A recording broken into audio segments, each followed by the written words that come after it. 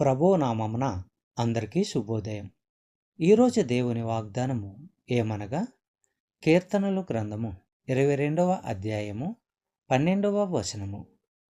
వృషభములు అనేకములు నన్ను చుట్టుకొనియున్నవి, బాషాను దేశపు బలమైన వృషభములు నన్ను ఆవరించి ఉన్నవి. సహోదరులారా, ఇక్కడ శిలువపై క్రీస్తు అనుభవాలు, ఆయన మదిలో కదలాడిన తలంపులు మన కోసం రాసి ఉన్నాయి. ఆయన్ను చుట్టుముట్టిన శత్రువులు బలిసి ఆగ్రహంతో సింధులు తొక్కుతున్న ఎద్దుల్లాగా ఉన్నారు. గర్జించే సింహాల్లాగా మండిపడుతున్న కుక్కల్లా ఉన్నారు. ఆయనంటే ఏ విధమైన జాలి, ఏ కోసానా లేని క్రూరులు చిత్రహింసల పాలు చేసే వారి చేతులలో ఆయన ఉన్నాడు. చెప్పబడిన వాగ్దానము దేవుడు దీవించి ఆశీర్వదించును గాక. ఆమేన్.